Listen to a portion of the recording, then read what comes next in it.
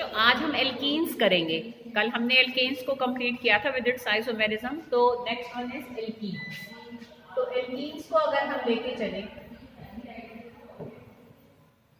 तो एल्कीन्स बेटा सबको ही पता है कि वो वाले ऑर्गेनिक कंपाउंड जिसमें कार्बन कार्बन डबल बॉन्ड होती है। ठीक है बेटा। तो अब अगर हम एल्कीन्स को देखें तो एल्कीन्स में भी हम सबसे पहले इसकी प्रिपरेशन से भी पहले इसकी आइसोमेरिज्म ही कर लेते हैं बेटा। तो एल्कीन्स में जो हमारी आइसोमेरिज्म होती है दैट इज ज्योमेट्रिकल आइसोमेरिज्म। तो उसमें जो आइसोमेरिज्म होती है that is called geometrical isomerism. अब ज्योमेट्रिकल आइसोमेरिज्म थोड़ा सा मैंने तुम्हें पिछले यूनिट में भी बताया था जब आइसोमेरिज्म की थी कि देखो बेटा जो कार्बन कार्बन डबल बॉन्ड होती है तो जैसे सिंगल बॉन्ड के अराउंड कल मैंने बताया था कि रोटेशन ऐसे पॉसिबल होती है कि अगर हम इस तरीके से देखें तो ऐसे रोटेट हो जाता है, एक को फिक्स करके दूसरे को घुमाएं।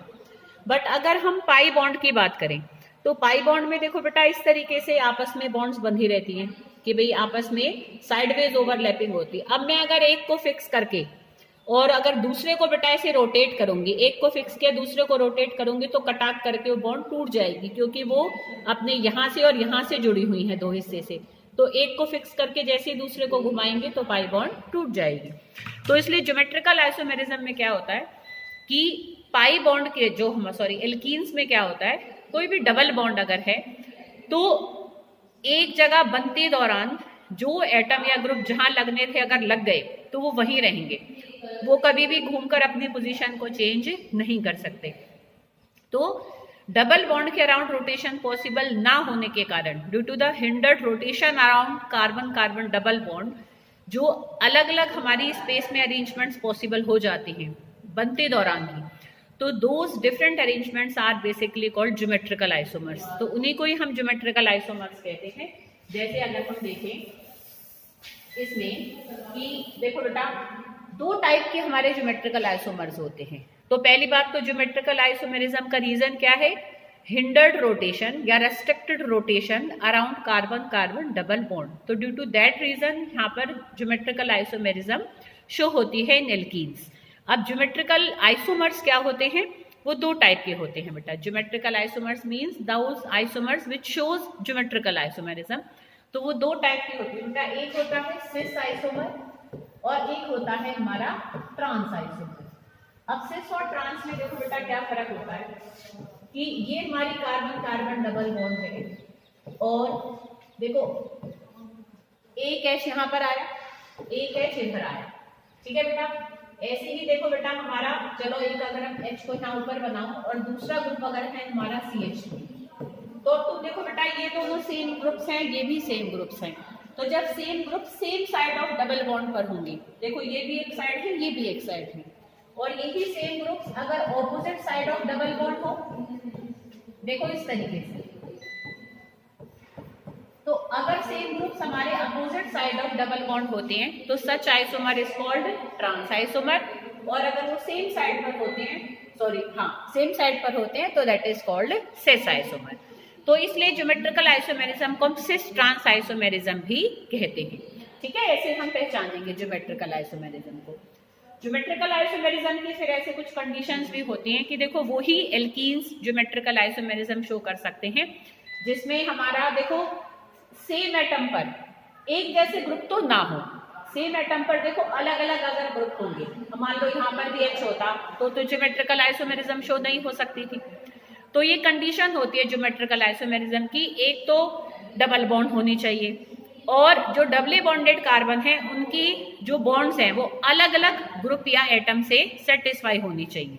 ठीक है, एक ही एटम पर मतलब सेम बॉन्ड से नहीं होनी चाहिए। ठीक है बेटा।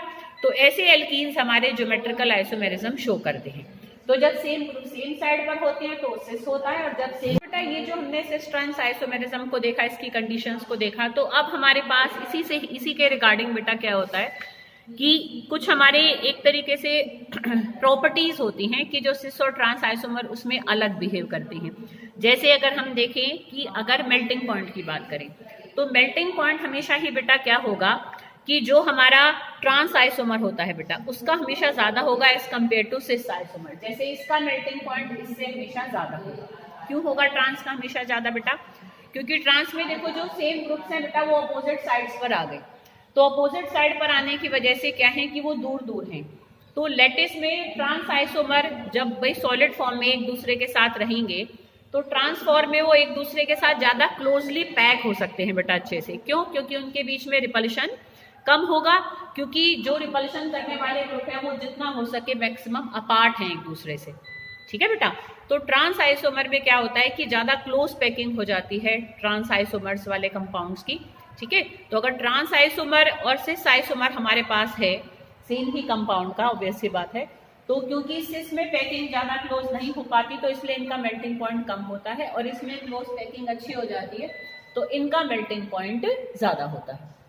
ठीक है। ऐसे अगर हम सॉल्युबिलिटी की बात करें तो बेटा सॉल्युबिलिटी भी हमारी सिस आइसोमर की ज्यादा होगी as compare to trans isomer. ठीक है। मेल्टिंग पॉइंट किसका ज्यादा होगा? मेल्टिंग पॉइंट ज्यादा होगा ट्रांस का। ठीक है। और सॉल्युबिलिटी किसकी ज्यादा होगी? सिस की। क्यों? क्योंकि देखो बेटा वीकली बंधे हुए हैं। अब अगर वीकली एक दूसरे के साथ पैक्ड हैं तो कोई अलग करने पर आएगा तो जो ढीले बंधे हुए हैं उनको जल्दी अलग कर सकता है, जो स्ट्रांगली बंधे हुए हैं उनको इतनी जल्दी अलग करना आसान नहीं है बेटा। ठीक है बेटा। तो इसलिए क्या होगा? सॉल्युबिलिटी सिस की ज्यादा होगी एज कंपेयर टू ट्रांस। अगर डाइपोल मोमेंट्स की बात देखें तो देखो बेटा यहाँ तुम देख सकते हो कि ऐसे बॉन्ड मोमेंट एक दूसरे को काट रहे हैं। देखो काट देंगे ना ऐसे, यहाँ पर यहाँ कार्बन की तरफ होगा तो यहाँ पर देखो अपोजिट है सेम बॉन्ड मोमेंट, तो एक दूसरे को कैंसिल आउट कर देंगे। तो ट्रांस आइसोमर का डाइपोल मोमेंट कैसा आता है? 0। पर सिस में तो देखो ये एक तरफ हो गए तो इनके डाइपोल मोमेंट की वैल्यू कुछ ना कुछ पॉजिटिव हमेशा आती है। तो dipole moment is always higher for cis isomer as compare to trans isomer. ठीक है बेटा, क्लियर? अच्छा, ये बात हुई इनके। जैसे हम सिस और ट्रांस आइसोमर्स के बारे में अभी देख रहे थे, वहाँ लाइट चली गई तो मुझे सेटअप थोड़ा चेंज करना पड़ा। तो देखो बेटा हम ज्योमेट्रिकल आइसोमेरिज्म को पढ़ रहे थे। ठीक है। ज्योमेट्रिकल आइसोमेरिज्म एल्कीन्स शो करते हैं और वो वाले एल्कीन शो करते हैं बेटा जिनमें जो डबली बॉन्डेड कार्बन है उनकी जो बॉन्ड है बेटा कम से कम एक कार्बन की भी हमारी डिफरेंट ग्रुप से सेटिस्फाई हो रही हो। अगर कार्बन की सेम ही एटम से बनेगी तो ज्योमेट्रिकल आइसोमेरिज्म शो नहीं हो सकता। ठीक है। ये कंडीशन रहती है कि एक तो डबल बॉन्ड होनी चाहिए और वो जो दोनों कार्बन्स हैं उनकी जो बॉन्ड्स हैं वो डिफरेंट ग्रुप से सेटिस्फाई होनी चाहिए। ठीक है बेटा। फिर हमने सिस और ट्रांस की हम प्रॉपर्टीज को देख रहे थे कि जो सिस होता है उसका हमारा क्या होता है बेटा, मेल्टिंग पॉइंट लो होता है, ट्रांस का ज्यादा होता है, क्योंकि ट्रांस में ज्यादा सिमेट्रिकल अरेंजमेंट है तो मोर क्लोज पैकिंग हो सकती है।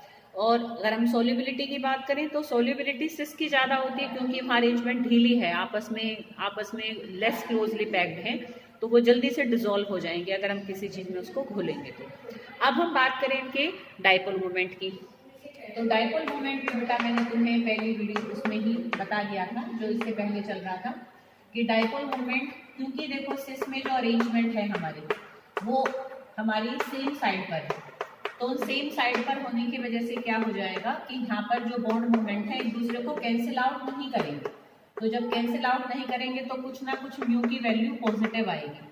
और अगर हम ट्रांस की बात करते हैं तो ट्रांस में हमारा क्या हो जाएगा बेटा कि एक दूसरे को सेम, देखो ये बॉन्ड मोमेंट्स हैं तो ये कैंसिल आउट ईच अदर, तो ये एक दूसरे को काट देंगे बेटा, तो यहाँ पर डाइपोल मोमेंट हमारा कैसा आएगा?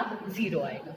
अब क्योंकि डाइपोल मोमेंट इसका 0 है तो ये नॉन पोलर बन जाएगा, क्योंकि हम polarity non polarity dipole moment से देखते हैं। ध्यान हो तो हमने केमिकल बॉन्डिंग में किया था। तो जिनका डाइपोल मोमेंट 0 होता है वो नॉन पोलर होते हैं और जिनका डाइपोल मोमेंट पॉजिटिव होता है वो पोलर होते हैं। तो अब अगर हम बात करें बॉइलिंग पॉइंट की, नेक्स्ट प्रॉपर्टी पहली थी मेल्टिंग पॉइंट जो कि ट्रांस का ज्यादा होगा, फिर हमारी सोल्युबिलिटी जो सिस की ज्यादा होगी, फिर डाइपोल मोमेंट ये भी किसका ज्यादा होगा? सिस का ज्यादा होगा। क्योंकि इसका डाइपोल मोमेंट ज्यादा है इसलिए इसका बॉइलिंग पॉइंट भी ज्यादा होगा, क्योंकि बॉइलिंग पॉइंट का मतलब जब लिक्विड स्टेट में तो एक दूसरे के साथ कितना क्लोजली पैक हो सकते हैं। तो जितना बेटा डाइपोल मोमेंट पॉजिटिव आएगा उतनी ही मतलब उन पर पोलर साइड्स ज्यादा है, delta negative delta positive charges का सेपरेशन ज्यादा है।